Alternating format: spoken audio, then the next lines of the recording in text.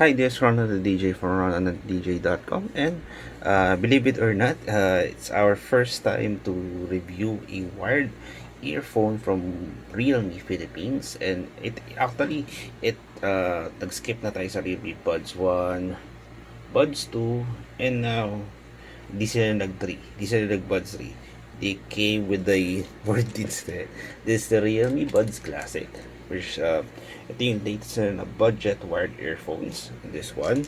So, compared do sa dalawang nabanggit ko na previous earbuds from Realme, ang pinagmamalaki ng Realme Philippines on this one is meron siyang 14.2 large driver, which expect natin na mas malakas ang bass nito on this one. And also meron din siyang HD microphone, which importante lalo sa mga Zoom, Google Meet, or even Viber. Pwede rin naman using your wired earphones.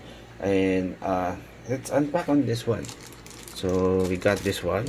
So just a disclaimer, Realme Philippines provided this item, but of course on its future review, hindi tayo madidikta ng ating verdict on this one. So currently this Realme Buds Classic is available at 590 pesos. So tinanggal natin yung plastic. Before we continue, please like this video, subscribe to this YouTube channel, and please follow and like Ronald DJ on the social media platforms that you will see at the video description below.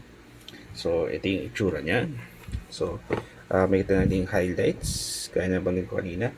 Merong 14.2 large driver, deeper and richer bass, music and video playback control, answer and encode, so pwede mo siyang gamitin pantawag, HD microphone, and built-in cable organizer.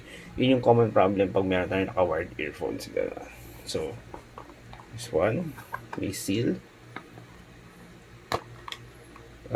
buti lang may enough nails ako to unpeel this one.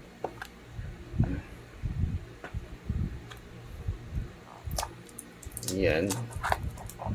So no cuts, all glory. So meron pa rin pala siyang peel dito, just to it's getting nasty ka. Yan. So it's how ito yung it's how they present this one. Ito yung cables niya. Kita mo, ito yung like their promise with that kita sa camera, that Realme lettering on this yellow, their color yellow, the cable organizer. And syempre expect natin wala tong surprising na for earphones na meron pa rin silang this warranty card, warranty papers for me, and user guide. Siyempre hindi natin siguro babasahin ito. Siguro more on this one, yung controls. So entanggal na natin siya. So my first time na-skip ko na yung Buds 2. Nagkaroon ako ng Realme Buds 1, but unfortunately it was already Buds 2, so not worthy for us to feature on that one. And that time nung nagkaroon ako ng Buds 1 is wala na yet sa official. So on this one, compared po sa Realme Buds 1 and 2, iba na yung itsura ng mismong earphones. Parang rubberized ng konti yung wires dito, yung to protect the wires here. Then ito yung nakikita sa camera, ito yung music playback for sure. Yan yung controls niya is tap, play, pause, answer call.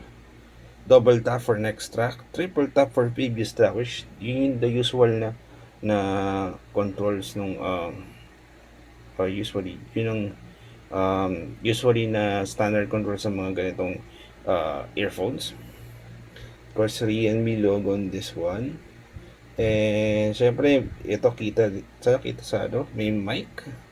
May mic dito sa part na to. Then on the lower part ng earphones is mas makapal. Mas makapal uh, uh, ang protection nito. And of course, nadaanan natin yung ano. And this, yung 3.5 connector ika nga.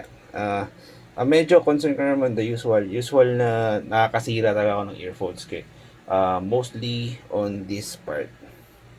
So, nilalagay ko siya sa bulsa. Hopefully, may protection ng realme on this one. Hopefully, this will stand to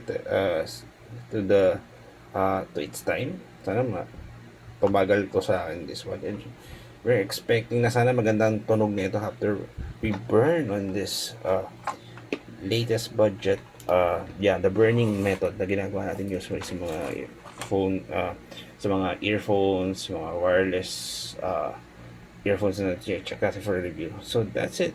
Currently it's now available on Lazada and also on Shopee through our link product link that you can see at the product description. Please use that. It's our affiliate link. It will help us to uh, to grow this channel, also ronaldodj.com, if you buy through that link.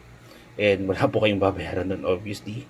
It will help this channel to grow. That we're trying our best to even grow even further, despite we're already in our 11th year in the local tech scene. So that's it for now. This Ronald DJ, and standing for our review, which also gotta see later at the in comments soon. So that's it. Thank you very much for watching.